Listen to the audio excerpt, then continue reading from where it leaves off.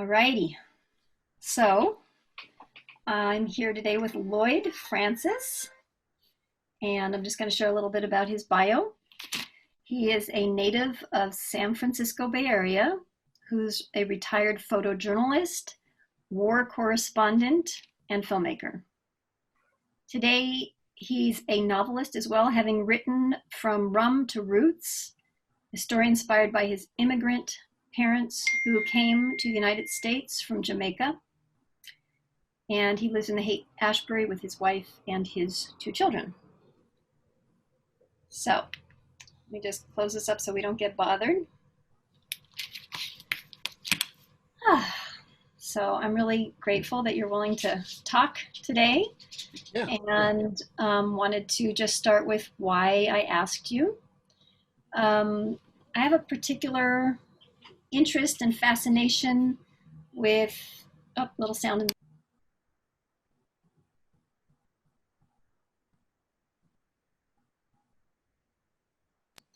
Sorry about that. Okay.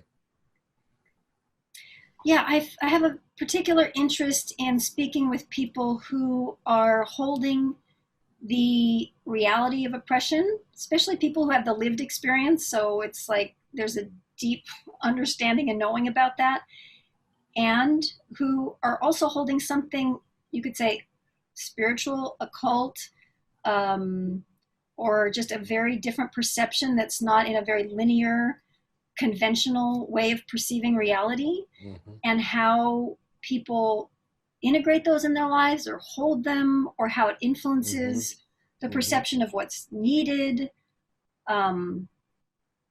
It feels like I'm searching for some kind of wisdom that comes from holding both.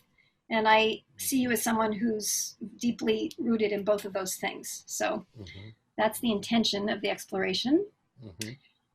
And then I wanted to just set kind of the context, acknowledge that we know each other from the Gurdjieff Foundation, and we're in a group together. Yeah. And I also want to set a larger context just in terms of my background and yours, in terms of our ancestral heritage. And so one of the threads that brings me to this conversation is the fact that my ancestors from Portugal went to Brazil and started Maxwell House Coffee. Aninha Maxwell Jones is one of the descendants. And of course, that coffee and all the money that was made from slave labor. And so this has been a lifelong process for me of even discovering that that's why I was in so much angst around this issue. Didn't understand why until 5 years ago, but it's like hungry ghosts. The ancestors were needing attention. So, and then I've always just had a spiritual thread that's just been with me since I was young. So I was hoping you could do the same, maybe share a little bit about your ancestral background and maybe what brought you to the occult or spiritual views of the world. Well, my people are from Jamaica. They were, according to legend, and I say it's legend because nobody's sure, of course, the Francis family came from 3 brothers.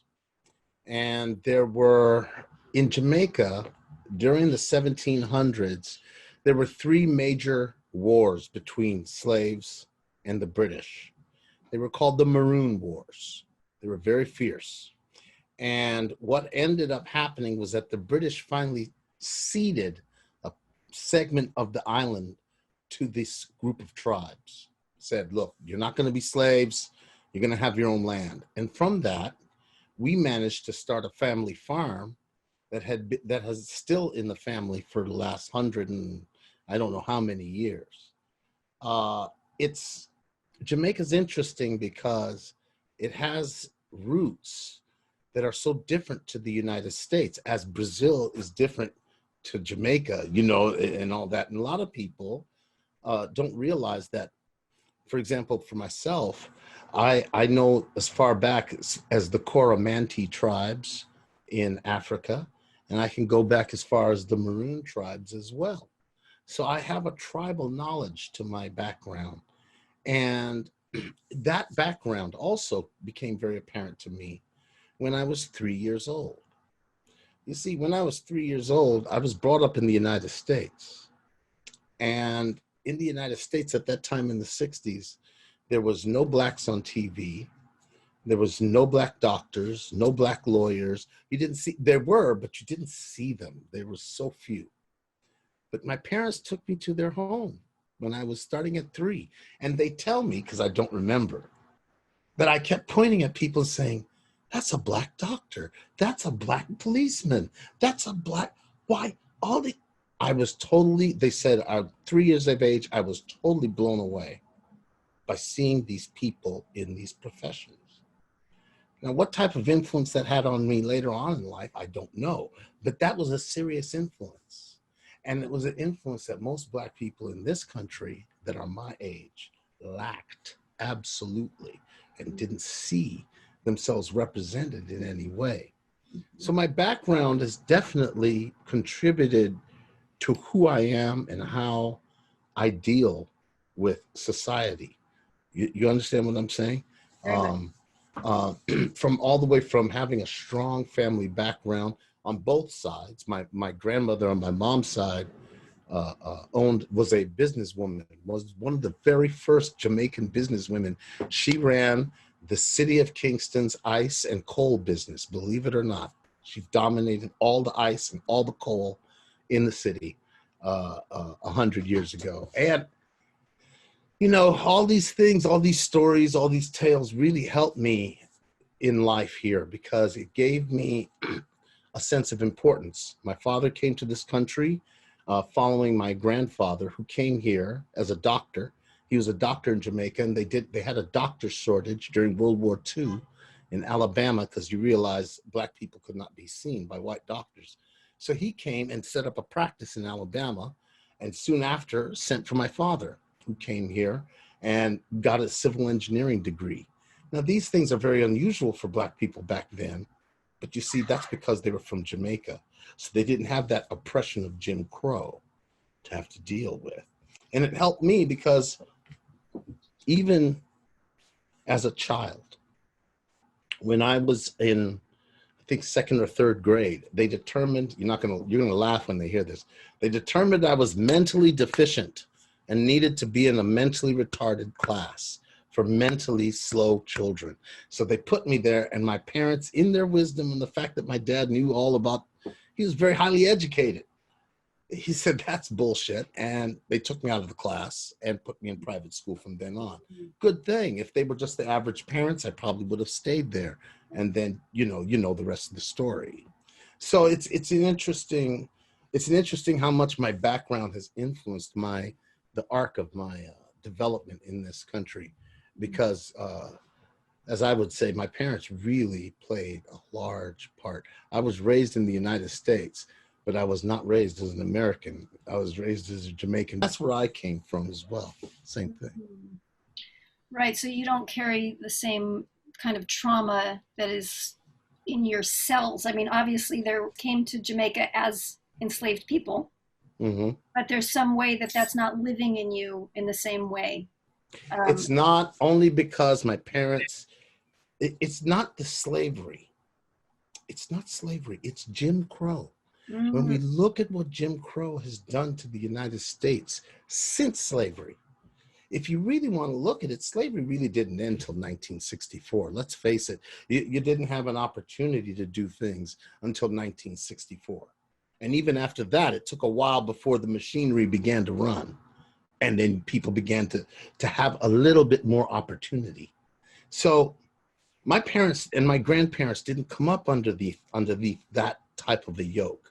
But yet, my parents made sure to raise me to know that I was going to have to be twice as good as my white counterpart to get even half of the respect.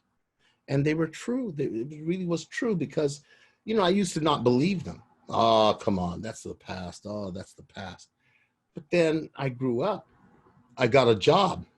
And, even though they would submit my work for a Pulitzer Prize and I was award-winning photographer and photojournalist, I was always the lowest paid person on the staff. Never got raises to the point where others got raises. So Was I bitter about it? No, it can't be bitter about. If I'm bitter about it, my life will turn into hell. Mm. I live short life.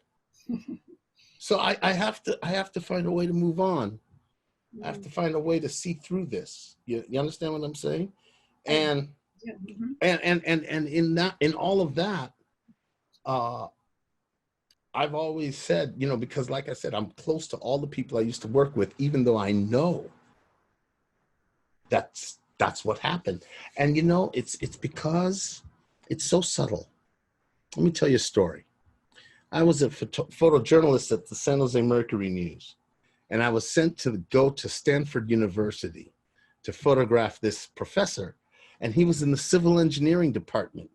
And it's a hard place to find, but because my sister had majored in civil engineering and business at Stanford, I knew where it was. So the professor, nice guy, wonderful man, he looked at me, he says, "Oh, how did you find it? Most people can never find this place."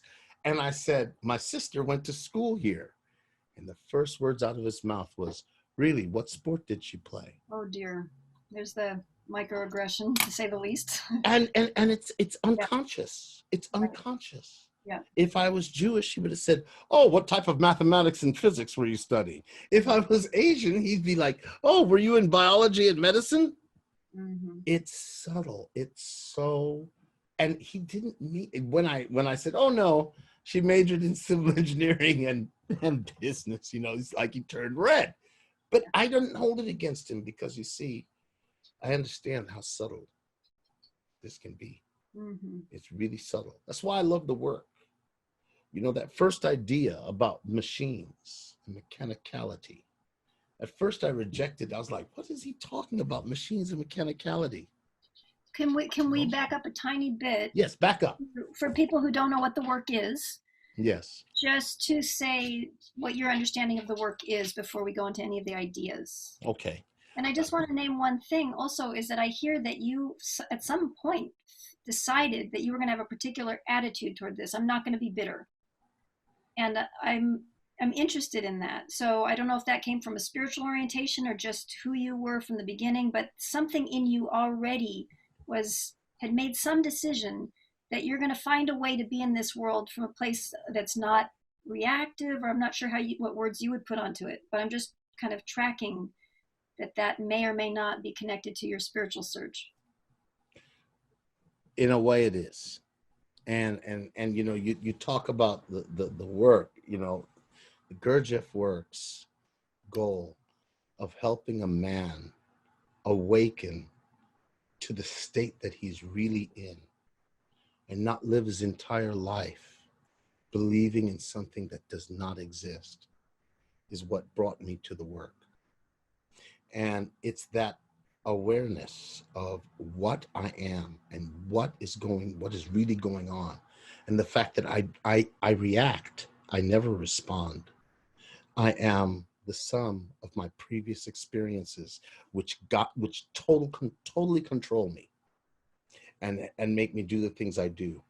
There's a line in the Bible, very famous, Luke. He's hanging on the cross, Jesus, and he's just been put up there, and he looks down on all the people and he says, "Father, forgive them, for they know not what they do." I was a kid. I always used to be fascinated by that. I was like, that's amazing. Hey, how can you forgive those people? But then that idea of mechanicality and machines and not being aware of your actions, and suddenly a whole nother world opened up. A world in which I can try to find patience, not only with others, but more importantly with myself. And by developing that patience with myself, I develop more patience with others. I truly don't believe that we are living in a world where people do evil things because they want to be evil.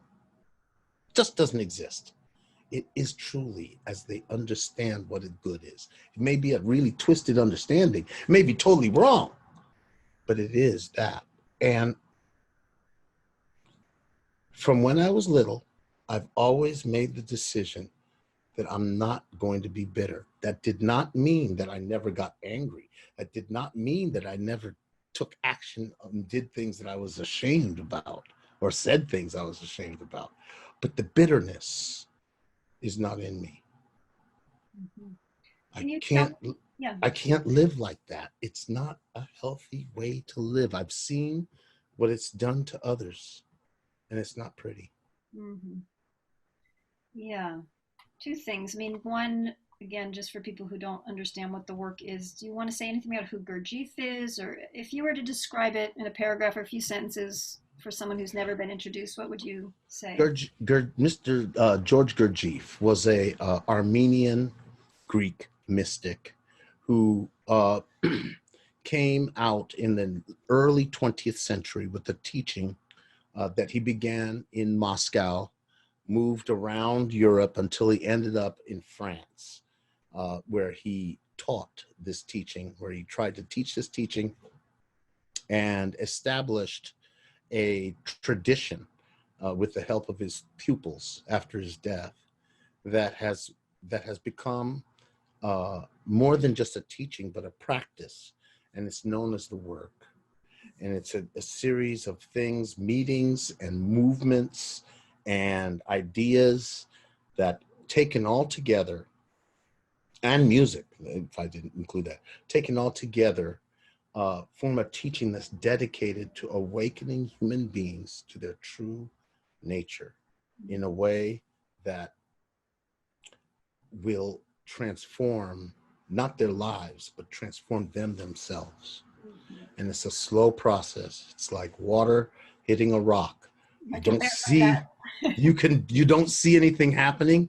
And then you look at it a year later, you're like, oh my God, something's changed. Yeah. But you never saw it change. And you go, damn, I never saw that change, but something's changed.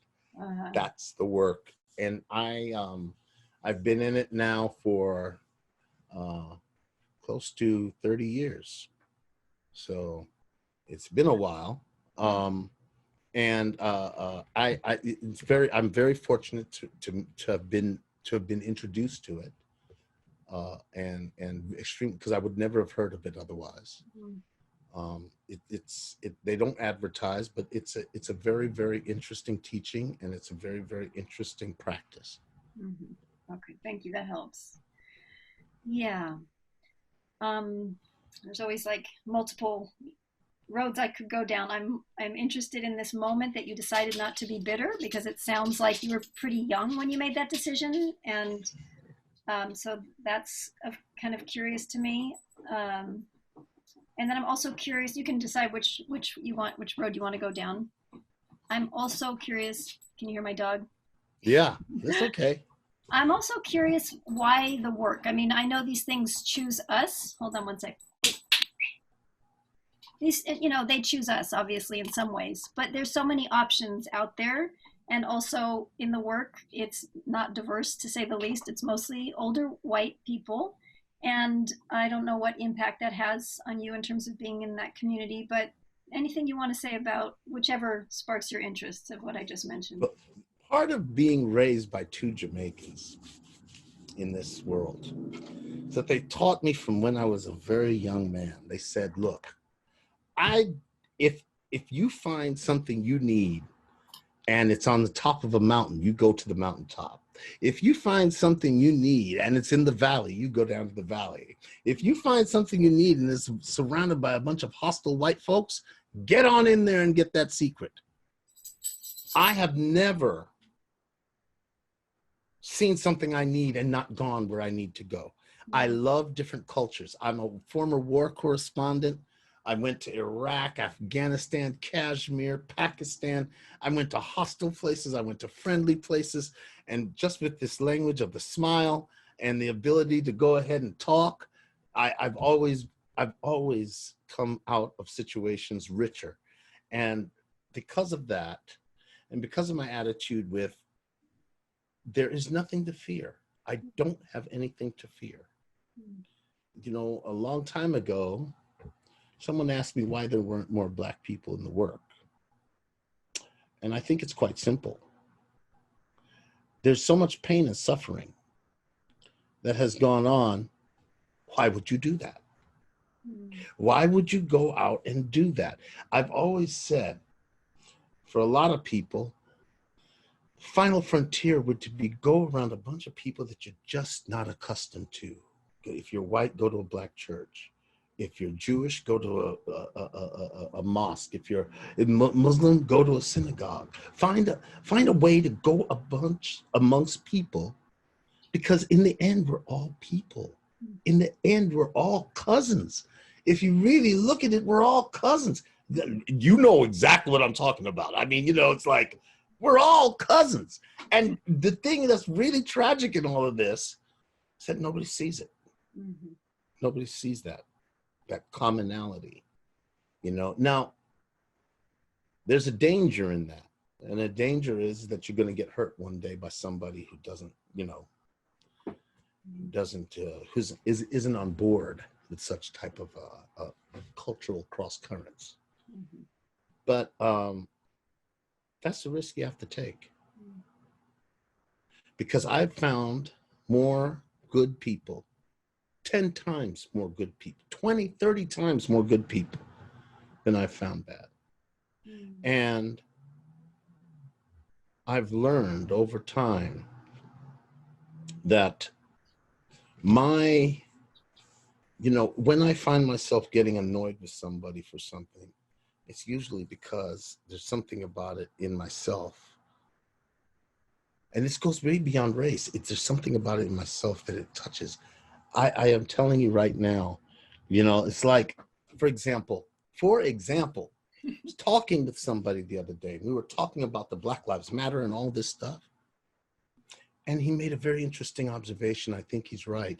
If you look at the 3 major uprisings racially in this country, which would start in 1919 with the Red Summer, that was when the soldiers came home. The second time the soldiers came home was World War II, and there was another problem at time between 1945 and 47, and then you had the Civil Rights Movement. And if you look at those 3 periods of time, you found that 1919 and 1940s, it was basically Black people uprising. The 1960s and 50s, you found a few white people involved, but mainly Black. But it was Martin Luther King's movement that changed hearts through suffering. And now with this Black Lives Matter, this is not a Black movement. Look at the news pictures. It's everybody's out there. This is the change. This is a drastic and dramatic change that few people are talking about. And it has to do with changing the heart. My son, the other day, he's taking this philosophy course. I'm so glad he said this. The question of violence, changing things through violence came up. And he said, you can't change things through violence. You can only change things through suffering. That's what Martin Luther King did. That's what Gandhi did. Suffering changes hearts. You can change laws, but that doesn't do it. It's the hearts. And you know something? I think that that's where I'm at as well. It's hearts, and it's changing hearts. This takes time. It's like that water hitting a rock again. And everybody wants to have and fix these problems in their lifetime. That's not the way it's going to work, and you know it too. It's going to be like nothing ever happened when we're gone. And yet we will have changed something. That's the thing that you got to look at. It makes me happy. I see that, yeah. To think about those things. It makes me happy. There's a knowing. There's a knowing. There's a trust in that. Yes. And that's an esoteric idea in and of itself, but I feel like I've made it come alive. And I tell you, the work has helped me. My Catholic background has helped me. Because I was raised Catholic. I was an altar boy, as a matter of fact. That's another story, right? Yeah. And it's funny, but when you look at these things, and I thought about what that guy told me with the Martin Luther King thing, it gave me so much hope, because I realized he was right, that the things we do today really don't seem like they do anything. And then, like Martin Luther King, 50 years after you're gone, all these things are blossoming from things that you did. You're not there to see it. And that's what I'm doing. I feel like I'm trying to do that. I don't care what. I really feel at home with our group of people. It's hard to believe, isn't it? I do feel at home with our group of people. I mean, I know there's some crazies in there, but nevertheless, there's crazies everywhere. It's the majority of people that make me feel like there's something above, where the world is down here when I'm with my people. You know what I'm saying? And there's something that you can share with somebody, no matter what the race, no matter what the culture. And it's a human atmosphere. And that's so special, you know? That's so special. Yeah. That's so beautiful that you're able to, it's like, feels like drinking the nectar and being aware of the larger context and all the limitations, but at the same time, like you said, going for the food, there's this kind of voracious, I will follow my drive toward the thing that I need, but then Yes. also this kind of receptive sweetness of being able to be nourished by it as well. Trying, not all the time. Not all the time. I remember a long time ago when I covered the Rodney King riots. It was such a catharsis because, first of all, I nearly got killed twice. First night, the rioters nearly killed me. The fifth night, the cops nearly killed me. So it was like I was just catching from all ends. But what really saddened me about that was that I didn't think anything was going to change. And what's made me happy today is I see I was wrong. I was wrong. This is what is, over time, has given me a lot more hope. You understand what I'm saying? I wasn't this hopeful several years ago. I am so much more hopeful today. As a matter of fact, I look around and I go, something? It's amazing. We're in this state of crisis. It seems like the government's falling apart. Everybody's getting sick. Oh my God. And yet I've never felt more hopeful. Like there's something happening here. There's something happening here that's going to move our football forward finally. Throughout all this strife and all this, it's going to happen. It's happening right now. Yeah, you know what I'm saying? It's like resistance. Anything you do, there's a little bit of resistance. Yeah. That's why I said football, because it's like, and you're hoping to move the football a little bit forward. I think that's what it's all about. And ultimately, it gets back again to that verse. I really love that verse about, Father, forgive them, for they know not what they do. If you can, I've seen my own reactiveness so much, and how automatic it is. How can I've really asked myself this question, and I pondered, how can I expect anything less from anyone else? And we all act like, you're responsible and you're responsible. And doesn't work like that. It never has. And I think that that's what really creates a lot of the strife and the problems, because we all expect better of each other rather than just learning how to accept one another. I have a book to suggest for you. It's really a good book. And it was written 100 years ago by a guy named W.E.B. Du Bois. D-U-B-O-I-S. W.E.B. Du Bois. You've heard of him? Okay. The Souls of Black Folk. I had that book. I don't know if I still have it. It is the book to read. It explains the situation so perfectly.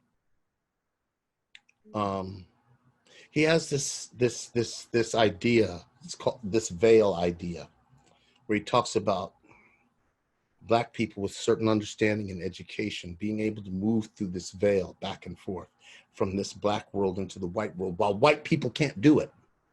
And uneducated, Blacks of a certain level can't do it. But it's like, you can pass through. And I feel like that's my gift, in a certain sense. I can move. Like it sounds like you're a bridger. Some people are bridgers, right? They can. Yeah.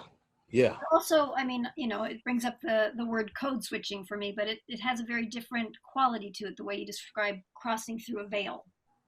Right. Well, Exactly. Right. Crossing. And this is an idea that I got from W.B. Du Bois' book. I really suggested. He goes into a lot more detail. And it gives me goosebumps to think about, because he's so, it's like, how come nothing's changed? You know, there's that idea in the search that talks about there is no progress.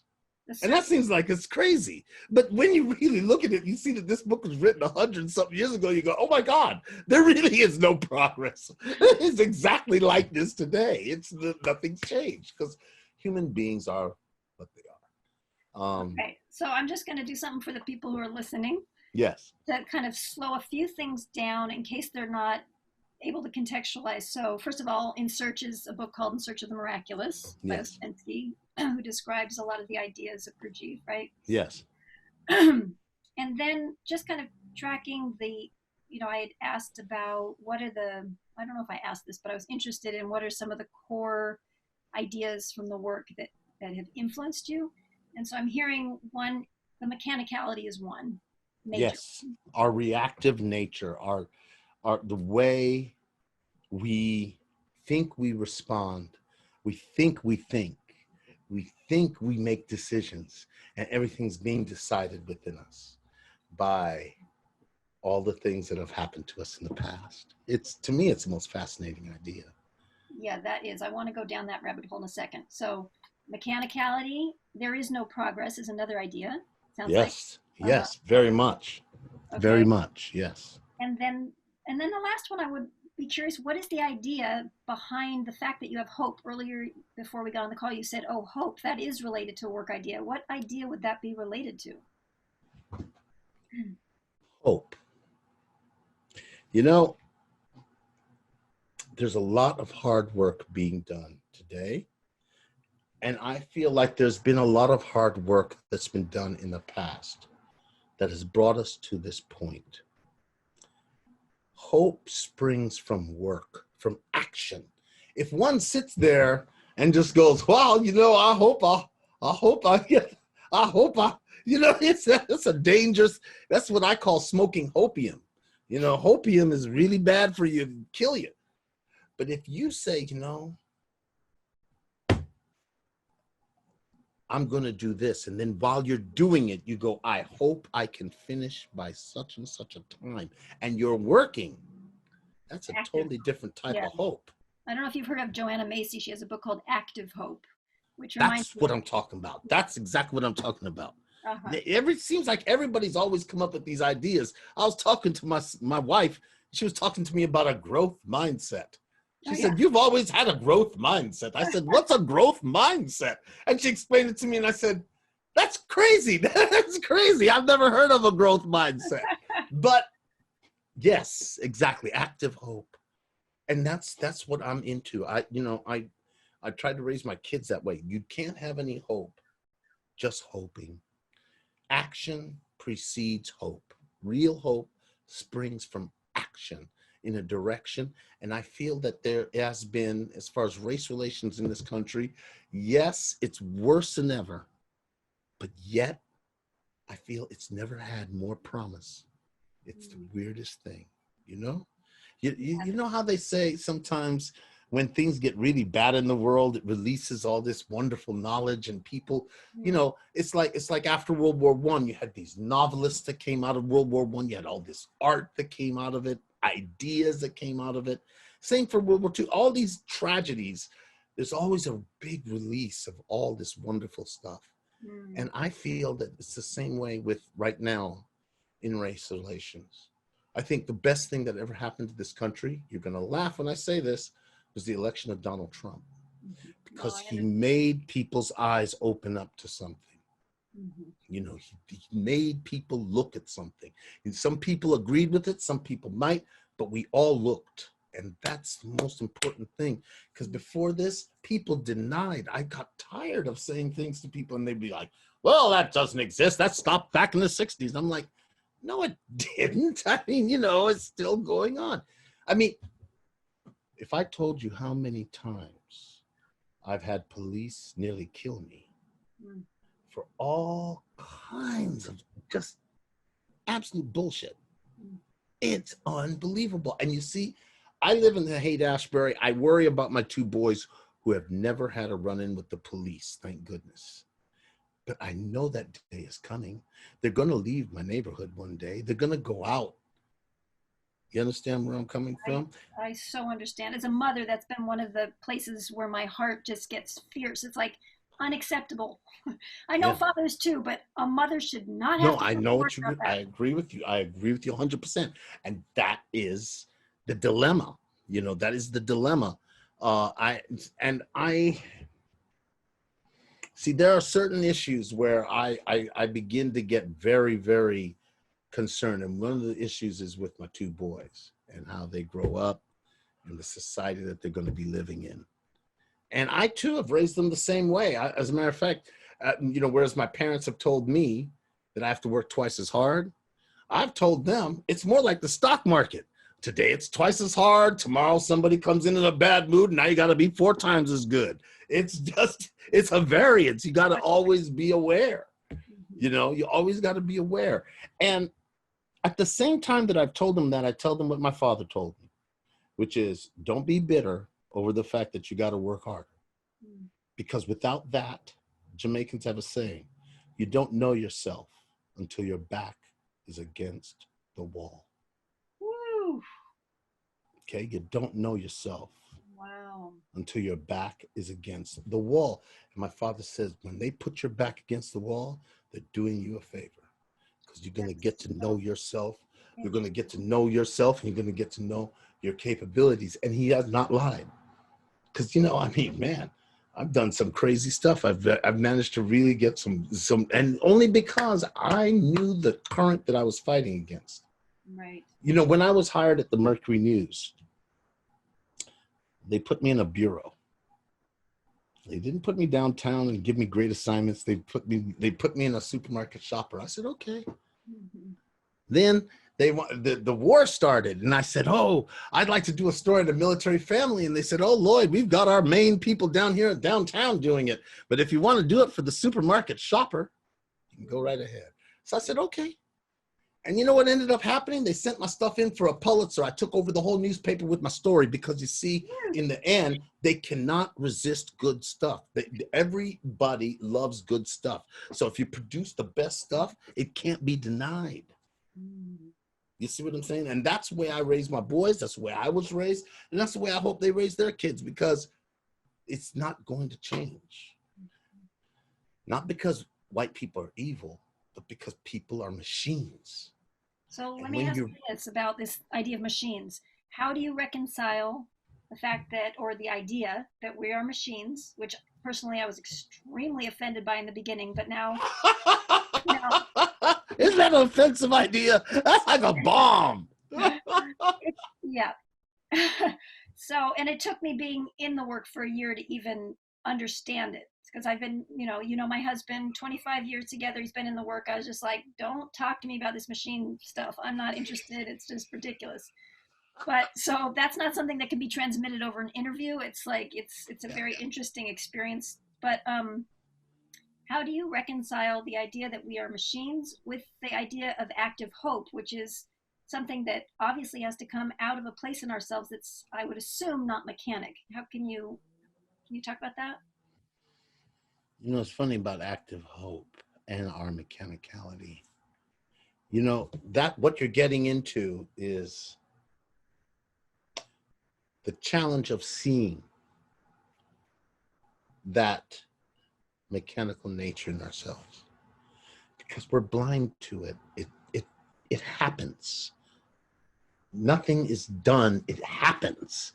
And because it happens, we're rarely able to be aware or see it. So when I get a glimpse, just a tiny glimpse, it could be something that my son did that shows me that mechanical nature in myself, that automatic reaction. And usually by automatic reaction, I'm talking about a reaction that, if I'm really honest with myself, I'm ashamed of. I would love to change. There's so many people that tell me, gosh, I'd love to change this, or I'm working on that, or this, that, the other, myself included. But that's not where it's at. Where it's at is to see what lies beneath that manifestation that we constantly talk about. So when you get a glimpse of that, just a tiny glimpse, there's at first a real horror, a disdain. That couldn't be me. But as time goes on, and you just keep receiving these same little tiny glimpses of yourself, there is something that is, how should I put it? There's something that is so absurd about it all. And it gives me, at least with me seeing it, it makes me say to myself, wow, I'm really not in control. I see and taste a little bit of what I call truth. That's very big hope for me, because it's allowed me to have more patience with my children. I've managed to change things about myself. When I say change things about myself, I didn't want to raise my children the way I was raised. And when my children hear the way I was raised, they look at me and go, wow, I'm glad you didn't do that to us. And I always go, whew, that's hope. It gives me hope. Little things like that give me hope, because I still got a lot more, a lot more stuff I'd love to work on. But little things, little victories like that, and they're tiny little victories, but they give you hope. Hope that even though you don't feel like something is happening, even though I get depressed sometimes, even though I don't see myself in the way I'd love to see myself, I can tell that I am seeing and getting glimpses of the real truth, and that real truth has made almost adjustments on their own. I don't know how to describe it. It's like things just turn out without me doing it. I didn't do it. I love to say I didn't do anything. You understand where I'm coming from? Yeah, I do, only because I've played around with this a little bit. But Yes. I also noticed that you know, as you speak about it, you slow down, your voice gets softer. There's something about this particular realm that brings you into a different place. Yes. Yes, because this is real, and to be aware of myself, starting with just my body, starting with just my body and my hands and the way I move my hands, myself sitting in this chair. And if there's another thing that really would help, oh my goodness, this is one of the most important things. And it's something I've discovered only in the last 2 years, the art of listening. Mm. Listening. You want to bridge the gap between these two groups of people? Mhm. Listening. And not listening like this, where I've got my headphones on, and when you speak, my headphones are saying something totally different to what you're saying, because I'm just interpreting all your words. No, it's to take these headphones off and let your unfiltered voice enter me Mm. without me making a single comment, without me preparing my response. That's not easy. It's a practice. It's a real practice. But to do that and to be able to listen to someone with your whole self, I feel not only does it bring you the ability to wear their shoes for a second and walk in their shoes, it also allows them to feel like you really care and love them, because you're giving them undivided, unvarnished attention. And people, that's what people so crave, no matter what. They crave that attention. So it's an excellent bridge builder in so many different ways. It's a way to heal, it's a way to learn, and it's a way to go ahead and reach out to someone in such a way that you can change worlds, in my opinion. You can change worlds. So I want to ask a question that could just take us like really into our head, but I'm also wanting to preserve what's here. So I'm just gonna bring it up anyway and see if we can hold it in the way that we are in this moment. What I'm hearing, a lot of what you're saying right now has to do with individual exchanges with people and the state we're in when we're exchanging, right? Yes. And then, of course, there's this reality of systemic change and systemic oppression. And so, can you speak to this state of being or listening or everything you've been saying, and how does that relate to change on a systemic level, if at all? Each one of us is a cell in this larger body. So the systemic change, I don't know if the system can be changed. I strongly suspect that the system, to borrow a phrase, is what it is. And that's okay. Because it's when I meet somebody, I remember a long time ago, I'll tell you, a long time ago, I met this principal. I was having a lot of trouble. This principal changed my life because in the midst of this total, how should I put it, a factory learning place, this man, his kindness and his genuine love for students and for teaching touched every single person, and it touched me. And if I could use him as an example, where there's this light, you understand what I'm saying, in the darkness. And that light in the darkness changes people's lives, that's more than enough. This world is not going to change. It is going to be you and I that change. It is going to be you and I that become these little points of light. And those points of light, for those who can see it, or for those who are searching for it, that changes their lives. I've always said, that it's not going out, in the Bible, it always talks about the Pharisees and the hypocrites who stand on the street corners with the prayer boxes praying to God and all this. And he's always warning you against it. And I think the one reason he warns you against it so much is because that's literally what a lot of these people are doing. They go out, they're very, very out there. But really, it's the quiet ones. It's the ones who are doing the real work without talking about it, like that principle.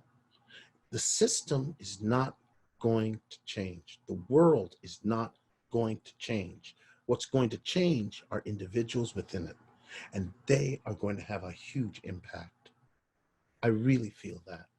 The world, as a matter of fact, suffering, it's like my son said, that's where change begins. And sometimes I wonder if the world hasn't been set up that way because there's something that needs to be taught to us human beings through suffering.